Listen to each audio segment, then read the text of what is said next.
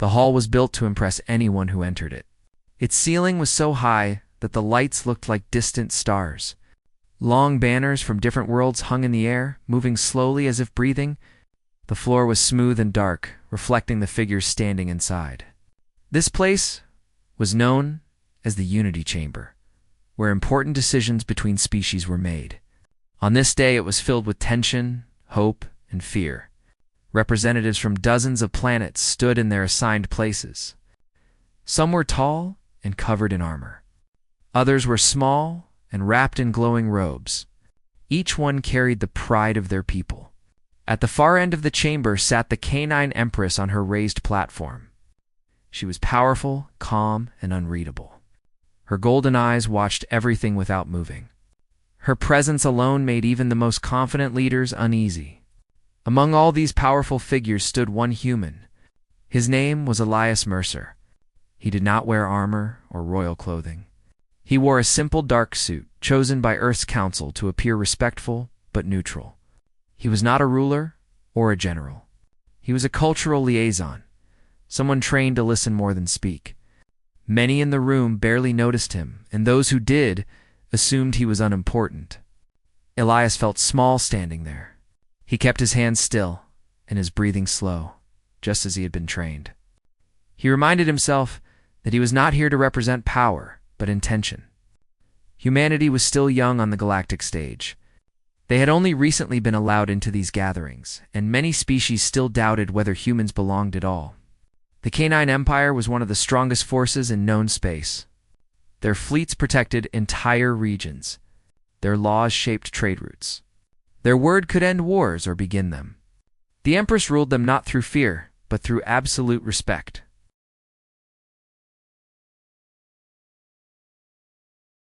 No one spoke in her presence unless invited. The summit began as expected. Translated voices echoed through the chamber as leaders discussed borders, resources, and shared threats. Elias listened carefully, taking mental notes. He had been told to speak only if asked directly. So far, no one had even glanced his way. Then something changed. The Empress shifted slightly on her platform. It was a small movement, but the entire room seemed to feel it. Conversations slowed. Some representatives stopped speaking altogether. Elias did not notice at first. He was focused on the speaker from a nearby system, trying to understand the political meaning behind their words. When Elias finally looked up, he felt it immediately. The Empress was looking directly at him. Her gaze was steady, intense, and sharp. It did not feel angry, but it felt heavy, like standing under deep water. Elias felt his heart beat faster, but he did not look away. The chamber fell completely silent. No one had expected the Empress to notice the human, let alone focus on him. Translators paused, unsure whether they should prepare. Guards stiffened, hands moving closer to their weapons, though none dared act. The Empress rose to her full height. She was taller than most beings in the room, her posture straight and controlled. When she spoke, her voice was calm, but carried icily across the vast chamber. "You," she said, pointing a clawed finger toward Elias. "Step forward." Elias felt every eye in the room turn toward him. For a brief moment, fear tried to take hold. He was not prepared for this. This was not in any briefing, but he remembered his training. Panic would only make things worse. He stepped forward. Each step echoed loudly on the chamber floor. The distance felt longer than it was. He stopped where the Empress indicated and stood straight, meeting her gaze. She studied him in silence. Her eyes moved slowly, as if she were not just seeing his body but something deeper. Elias felt exposed in a way he could not explain. He was aware of his breathing, his thoughts, even his doubts. Still, he did not speak. After what felt like a long time, the Empress spoke again. "You are mine now." The words were simple, clear, final. For a heartbeat, no one moved. Then the chamber erupted. Some representatives shouted in confusion. Others demanded clarification. Translators rushed to confirm accuracy, repeating the sentence in dozens of languages. Every version meant the same thing. The Canine Empress had claimed the human, Elias felt as if the air had been pulled from his lungs. He did not understand what the words meant, but he understood enough to know they were serious. His mind raced. Was this a threat? A political move? A test? Before anyone could react further, the Empress raised her hand. The room fell silent again. "This is not a declaration of war," she said calmly. "Nor is it an act of cruelty. It is recognition." Recognition. The word spread through the chamber like a ripple. Among the canine species, recognition was sacred. It was given only when someone was judged worthy of deep trust or responsibility. Still, no one had ever seen it given to an outsider, especially not a human. On Earth, the broadcast was being watched by billions. News networks froze their screens on the moment Elias stepped forward. Analysts spoke over one another. Governments called emergency meetings. Social media flooded with fear, anger, and disbelief. Some called it an act of domination. Others feared humanity had just lost its independence. A few wondered whether this was the beginning of something far larger. Back in the chamber, Elias finally found his voice. "With respect," he said carefully, his words translated instantly. "I don't understand." The Empress's expression did not change, but something softened in her eyes. "You were not meant to," she replied. "Not yet." She turned her gaze back to the other leaders. "This human stands without armor," she continued, "without title, without threat, yet he does not lower his eyes. He does not challenge, and he does not submit. He listens." Murmurs spread again, quieter this time. "His species is watched closely," the Empress said. "They are loud, divided, dangerous to themselves. But this one carries stillness. That is rare." Elias felt a strange mix of fear and confusion. He was chosen for this role because he was ordinary, because he blended in. The Empress looked at him once more. "You will remain here under my protection," she said, "until I decide otherwise."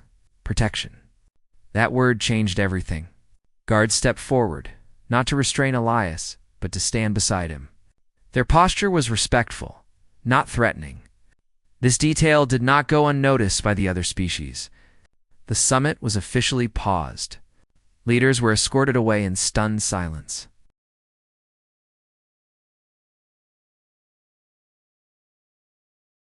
As the chamber slowly emptied, the weight of what had happened began to settle in. One human, one sentence, and the attention of an empire. Elias did not yet know what it would cost him. He did not know what the Empress truly wanted, but one thing was already clear to everyone watching across the stars. Nothing would be the same after this moment. The news spread across Earth faster than anyone could control it. Within minutes of the summit being paused, every major network switched to emergency coverage. The image of Elias standing before the canine Empress played again and again on giant screens. Her words were analyzed, slowed down, translated, and argued over by experts who still did not fully understand their meaning. "You are mine now." Some people heard a threat. Others heard a promise. Many heard danger. In government buildings around the world, emergency meetings were called. Leaders argued late into the night. Some demanded that Earth protest immediately. Others warned that doing so could anger one of the most powerful empires in known space. Military advisors spoke in careful tones, reminding everyone that the canine fleets outnumbered Earth's defenses many times over. No one could agree on what to do because no one truly understood what had happened. On the streets, people gathered around public screens. Some watched in silence. Others shouted questions that had no answers. Parents worried about the future their children would inherit. Students argued online about whether humanity had been chosen or claimed. Fear mixed with curiosity, and curiosity refused to be quiet. Elias was kept away from all of it. After the chamber emptied, he was guided through long, curved corridors that seemed carved rather than built. The walls glowed softly, adjusting to his presence. He was not restrained. No one touched him. But the guards never left his side. They led him to a quiet room with smooth stone walls and a single wide window that looked out into space. Stars stretched endlessly beyond it, bright and calm as if nothing important had happened at all. Elias sat down slowly, trying to steady his thoughts. He replayed the moment again and again in his mind. The Empress's eyes, her voice, the certainty in her words. He had been trained to remain calm under pressure, but this was beyond anything he had imagined. Time felt strange here. Finally, a figure entered the room. It was not the Empress, but a canine official wearing lighter ceremonial markings. Their posture was respectful, their movements controlled. "You are not in danger," the official said through the translator. "You will be informed when the Empress is ready to speak again." Elias nodded. "Am I free to leave?" The official paused.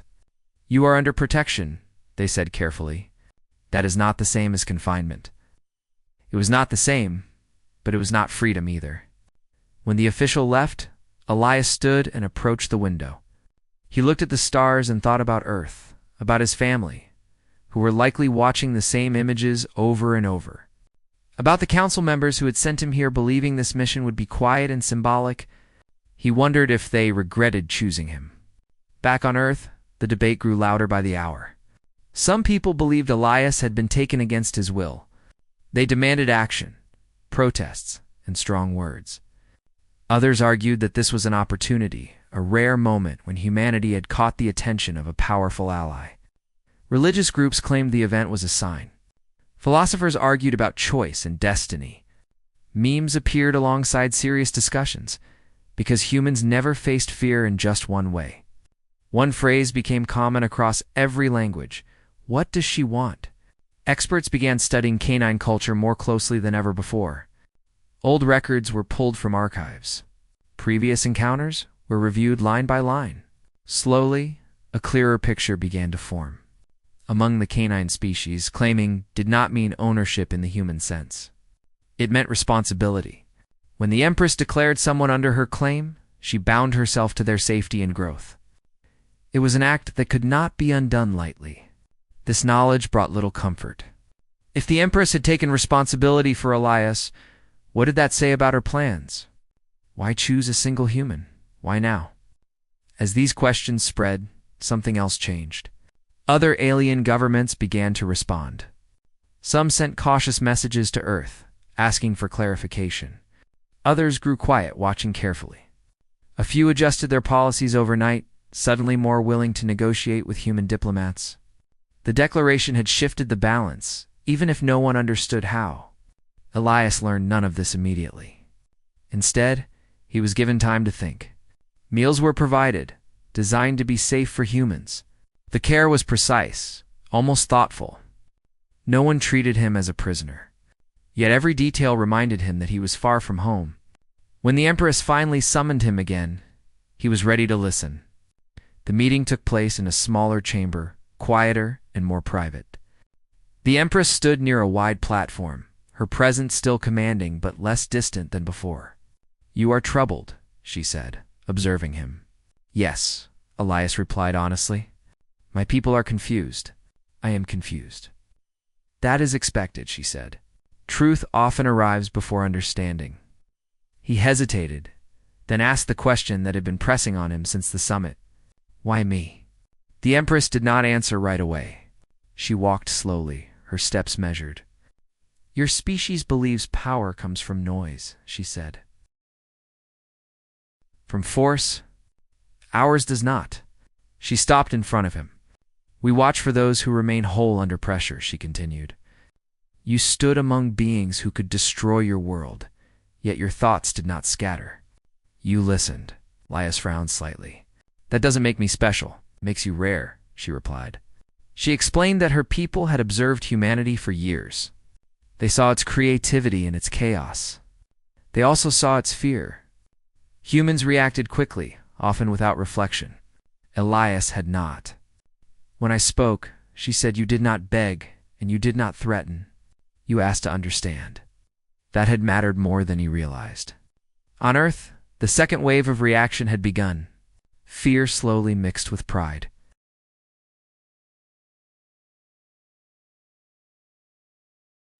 Artists created images of him standing between Earth and the stars.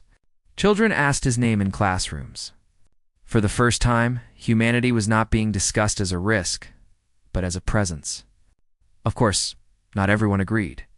Some warned that trust could turn into control, that protection could become dependence, that one human should not carry the weight of an entire species. Elias himself felt that weight growing heavier each day. When he returned to his room after meeting the Empress, he realized something important. This was no longer just about him. Whatever the Empress intended, the universe was watching. Every move, every word would shape how humanity was seen. He sat by the window again, looking at the stars, and understood a truth he had not seen before. He had not been chosen because he was powerful.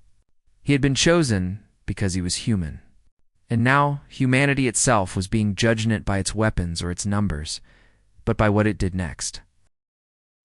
Days passed quietly, but the silence carried weight. Elias noticed that life inside the Canine capital moved with careful purpose. Nothing was rushed. Nothing was wasted. Every movement, every pause seemed planned.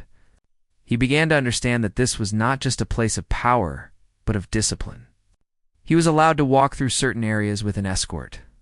The paths curved gently, lined with stone and living light.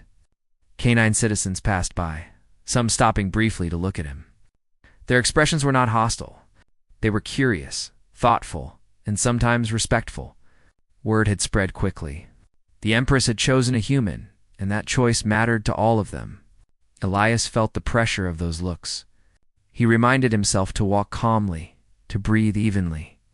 He knew now that everything he did was being observed. Not just by guards or officials, but by an entire culture trying to understand him. One morning, he was invited to observe a council gathering. He was not asked to speak. He was asked to watch. The council chamber was smaller than the summit hall, but no less serious. Senior Canine leaders stood in a circle, discussing matters of defense, trade, and internal balance. Elias listened through his translator, careful not to interrupt. Then he noticed something unusual. They disagreed openly. Voices remained controlled, but opinions differed. Decisions were not forced by rank. They were shaped through listening. When someone spoke, others waited. When someone paused, the pause was respected. Elias realized this was what the Empress valued. Not silence, but restraint. Not obedience, but understanding. After the session ended, one of the elders approached him. "You noticed?" the elder said. "Yes," Elias replied. "You don't rush agreement," the elder nodded. "We test ideas the way we test loyalty, with patience." That word stayed with Elias. Later that day, he was summoned again by the Empress. This time, the meeting was not in a formal chamber, but in an open space overlooking a vast city. Towers rose like stone waves, connected by bridges and platforms. Far below, life moved in steady patterns. "You are learning," the Empress said, standing beside him. "I'm trying," Elias answered. "That is enough," she said. She explained more about her people. Long ago, the canine species had nearly destroyed themselves through constant struggle for control. They survived only by changing how they chose leaders and bonds. Power was no longer taken. It was recognized. When I spoke at the summit, she said I did not act on impulse. I acted on evidence. Elias turned to face her. "Evidence of what?" "Of balance," she replied. "You carry your fear without letting it rule you. That is rare among young species." He thought about that. Humans often acted first and reflected later. He had done the opposite, not because he was special, but because he had been trained to survive difficult rooms. "You chose training, not instinct," the Empress continued. "That matters." She told him that her people believed bonds between species should begin with individuals, not governments. Treaties could be broken. Words could be twisted. "You are not a symbol," she said. "You are a measure." The idea unsettled him. A measure of what? Of whether humanity can stand close to power without losing itself. That night, Elias slept poorly. The responsibility pressed on him in new ways. He was no longer just representing Earth's intentions. He was showing what humans were when stripped of titles and defenses. On Earth, reactions had shifted again. More information about canine customs became public. Scholars explained the meaning of recognition. The tone of discussions changed. Fear softened into caution. Caution turned into debate. Some people began to feel proud. Human diplomats received invitations that had been ignored before. Trade talks resumed. Old accusations were dropped quietly. Humanity was being watched differently now. Not as a problem to manage, but as a variable worth understanding. Still, concerns remained. What if he fails? People asked. What if he offends them? What if this bond costs us our independence? Elias asked himself the same questions. The Empress began involving him in small decisions, not political ones, but human ones. How to resolve minor disputes between individuals, how to respond to mistakes, how to accept disagreement without escalation. Sometimes he answered well, sometimes he hesitated. The Empress never corrected him immediately. She observed. Once he made a choice that favored efficiency over fairness. The Empress said nothing at the time. Later, she asked him to explain his reasoning. When he finished, she nodded. You chose speed, she said. That is human, is that bad? Elias asked. It is incomplete, she replied. But now you know. He began to see that this was not about pleasing her. It was about growth. One evening, while walking through a public terrace, a young canine citizen approached him. The guards tensed but did not intervene. Why did she choose you? Elias paused. I don't think she chose me because I'm important, he said. I think she chose me because I'm ordinary. The citizen tilted their head. That does not make sense. It does to humans, Elias said with a small smile. Ordinary people show who we really are. The citizen considered this, then bowed slightly and walked away. That moment stayed with Elias. He realized that being honest, even when unsure, built more trust than pretending confidence. Later, the Empress addressed him privately again. You are changing, she observed. So are you, Elias said before he could stop himself. The Empress did not react with anger. Instead, she seemed amused. Explain, she said. You're listening more, Elias replied. Not just watching, as she studied him carefully. That is because trust is not one direction, she said. It must be returned. For the first time, Elias understood something important. The Empress was not testing him alone. She was testing herself. If she could trust a human without control, without force, then perhaps her empire could trust humanity without fear. As weeks passed, Elias felt less like a guest and more like a bridge. Messages passed through him. Clarifications were requested. Misunderstandings were avoided simply because he was there to explain how humans thought, not how they demanded. He admitted them. Each time, the response was not punishment, but discussion. On Earth, this became visible. Statements from the Canine Empire were calmer. Language shifted from warning to cooperation. Human leaders noticed. So did other species. The universe was adjusting. One final conversation marked the turning point. You are no longer under observation alone, the Empress told Elias. You are under trust. He felt both relief and fear. What does that mean? It means, she said, that what you do next will not just reflect humanity. It will shape our future together. Elias looked out at the city, at the careful order and quiet strength of it. He finally understood the truth behind the Empress's declaration. She had not claimed him to own him. She had claimed him to see if two very different species could stand side by side without trying to change each other. And now, the real test was beginning. The change did not happen all at once.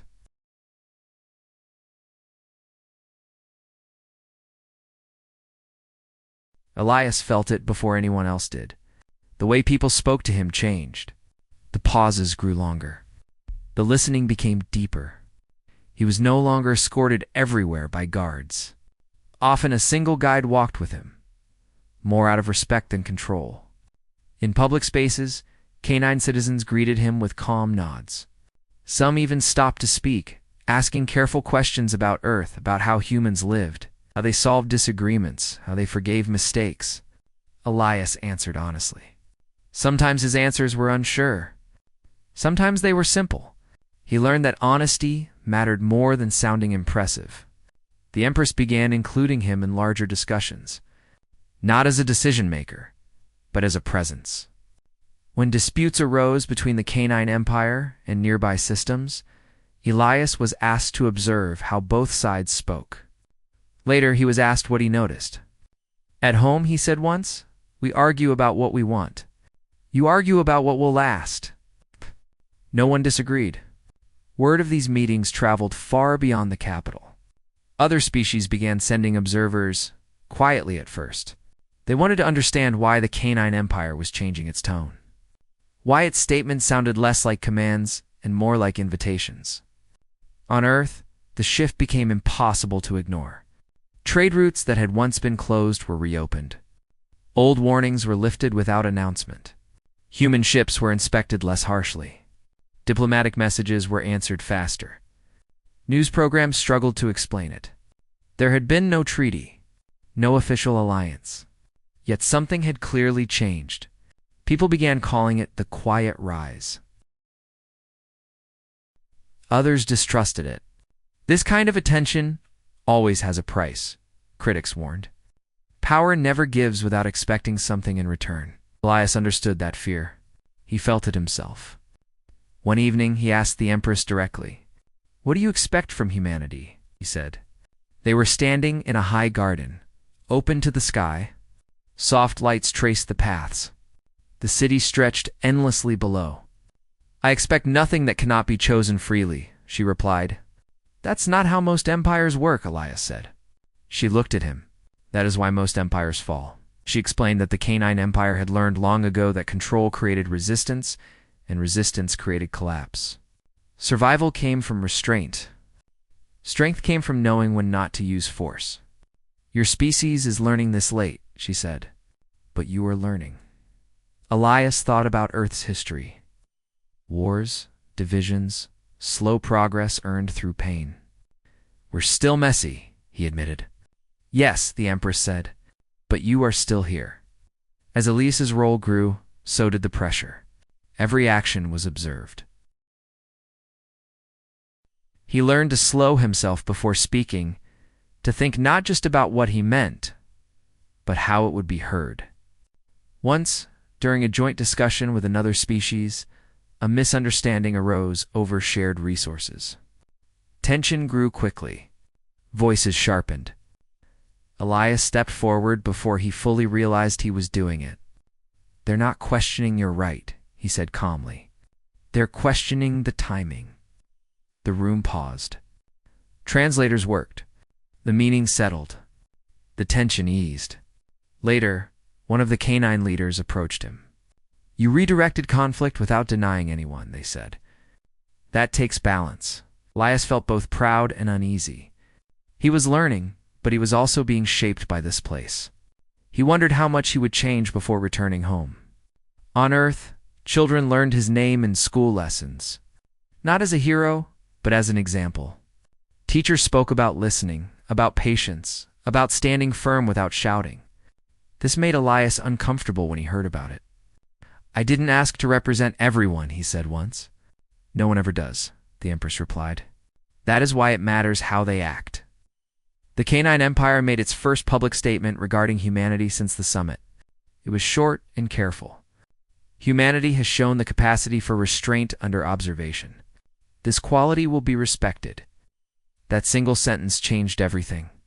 Other species followed. Some softened their stance.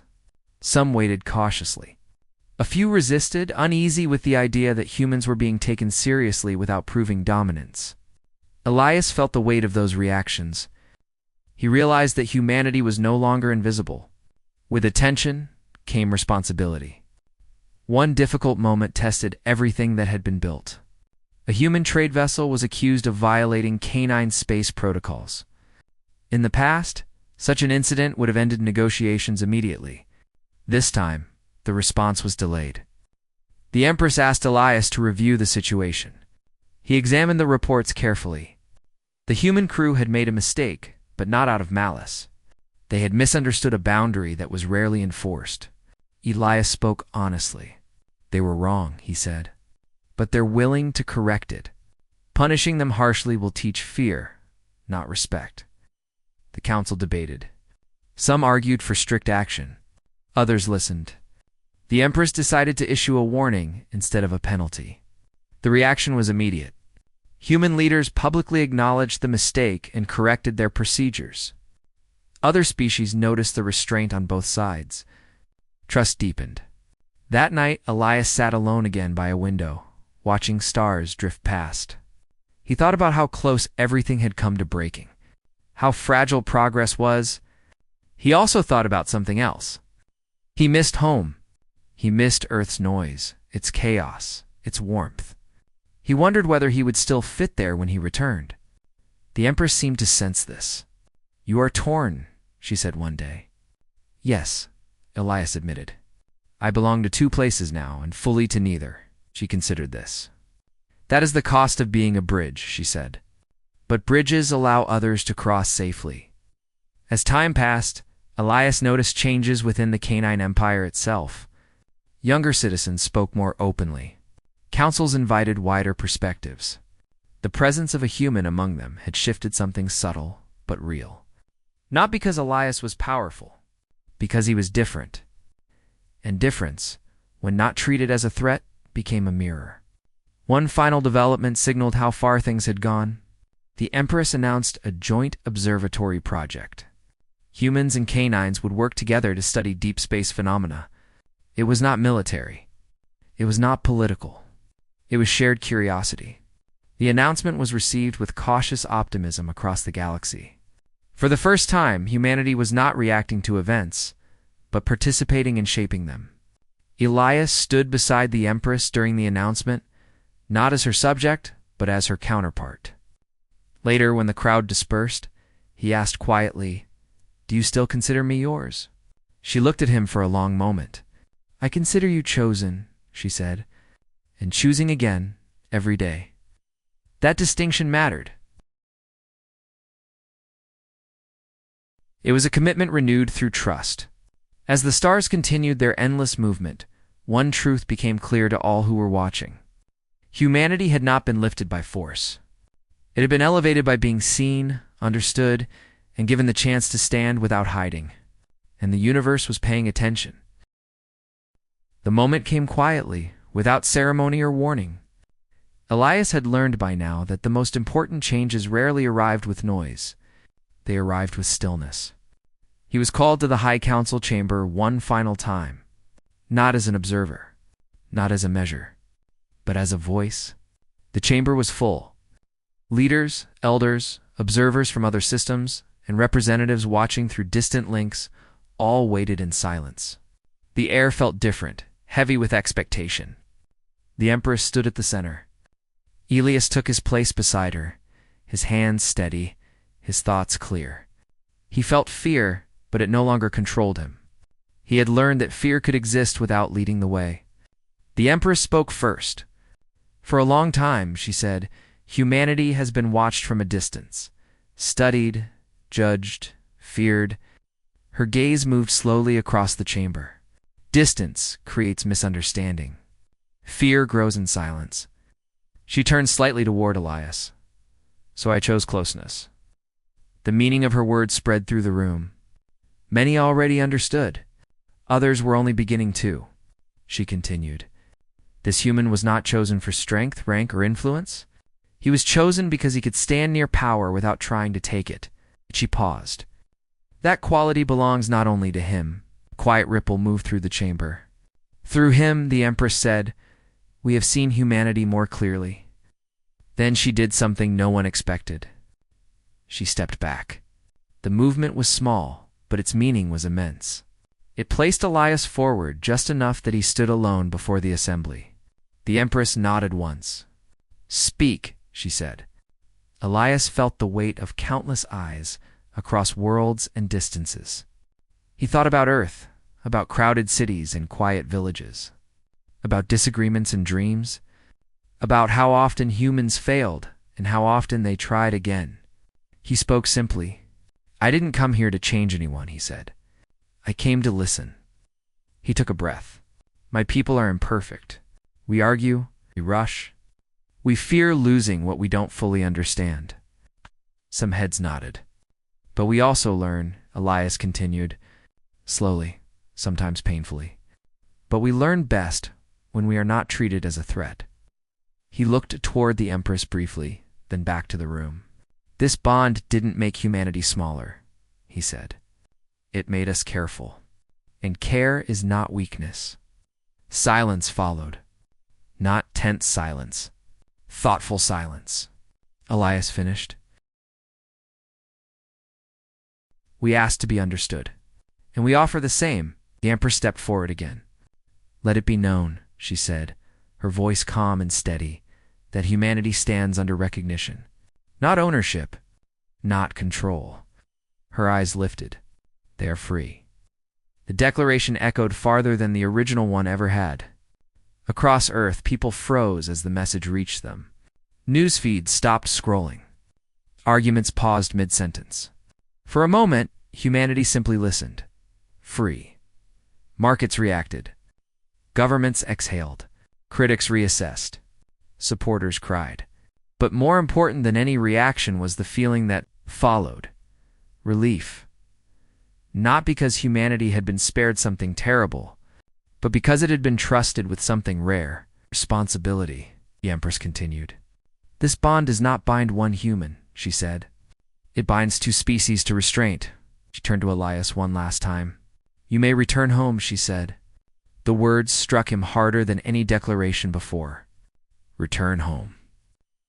For weeks, he had imagined this moment. Now that it had arrived, his chest felt tight. "I will," he said, "but I will also return here, if invited." The Empress inclined her head. "You will be welcome." The journey back to Earth felt different than the journey out. Elias was not escorted as a subject. He traveled as a guest. Messages of farewell followed him, quiet gestures of respect, small acknowledgments that said more than grand speeches ever could. When his ship entered Earth's atmosphere, the skies were clear. Cities glowed beneath the clouds. For the first time, he saw his home not just as a place of origin, but as a presence among many. He was met without celebration. No parades. No grand stages. That, too, felt right. Elias spoke to the Global Council days later. He told them what he had learned, not what they wanted to hear. "Power notices us now," he said. "Not because we demanded it, because we stood still long enough to be seen." Some leaders listened. Some resisted. Change never moved evenly. But something had shifted. Human diplomats spoke with more patience. Scientists collaborated more openly. Military voices softened, not from fear, but from awareness. Across the galaxy, humanity's name appeared in new contexts, not as a warning, not as a risk, but as a partner still becoming itself. Years passed.